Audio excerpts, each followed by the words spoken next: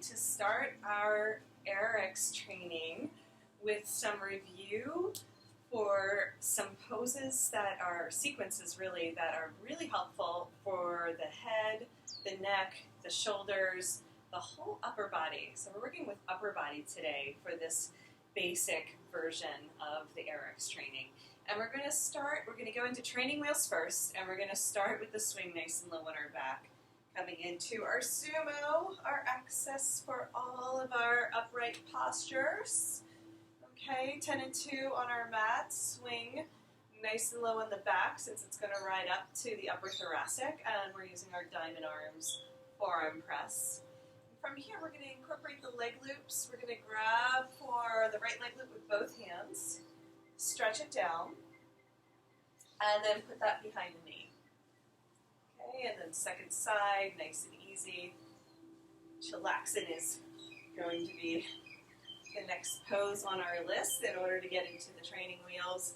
Let's take some time to swag from side to side using our Chillaxin arms, dropping the hips, opening the heart, resting our head back into our hands. Nice deep breaths. Warming up nice and slow, taking our time. When we come through center, reach forward for the knees, slide up the leg loops as high as possible, so not the swing in front of you, grabbing for the leg loops. Pull yourself up to stand. So squeeze the legs together. Depending on what you're wearing, it's helpful to wear tight, slippery pants, otherwise the clothes might bunch up. But we're going to stand in the center of the mat. So these are high diver legs, so we bring the swing, the leg loops all the way up to the groin. And then we're going to transition the swing out from behind our arms and onto the neck. Okay, so it looks like this from the side. I'm just going to show you. The swing is actually behind the neck. Okay, so from this position I hold on. I like to hold on above my gaze. So not down by the ears, but above my gaze. I push my feet in strongly. You can always make some little adjustments if you need along the way.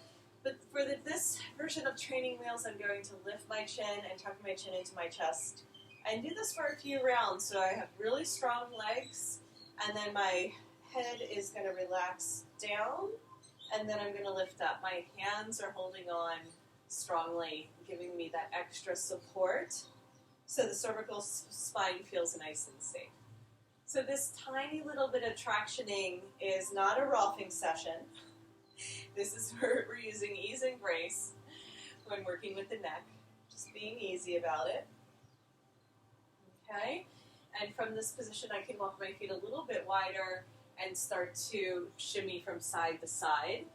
Now I'm going to let my head just roll in rhythm with the position of the swing. I'm not using my upper body to do the movement. I'm actually letting my hips swing from side to side, create the tractioning for the side neck with scalenes.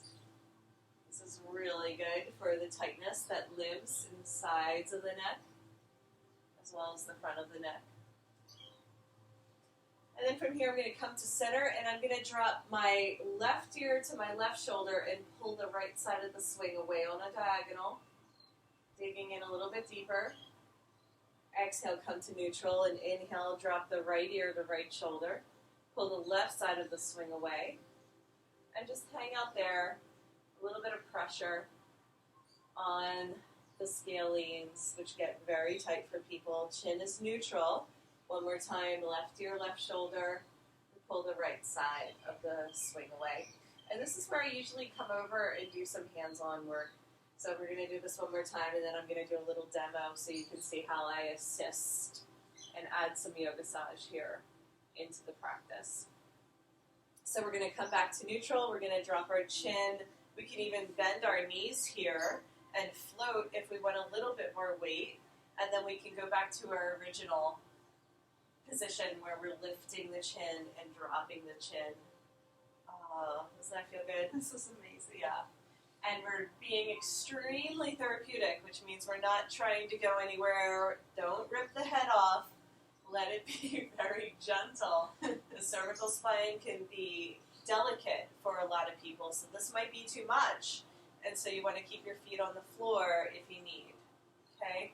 Now it's a little bit challenging to see, so Beth, I'm going to have you walk your feet back to the center of the mat and just stay there, and I'm going to come over and do some hands-on assistance. It's really good to just see how can you buddy up, especially I like to work one-on-one with people with deeper healing work, and so this is a nice way. We're just going to rotate this and get Beth in the scene. Okay, great. So when somebody is here, that looks good.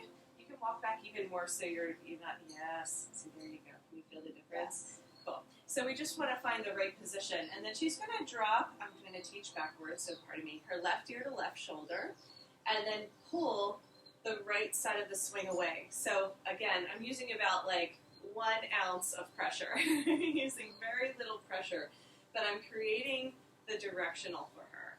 Does that feel good? Yeah. So she's doing the work, I'm just making sure the alignment is there. And then we're going to do the other side.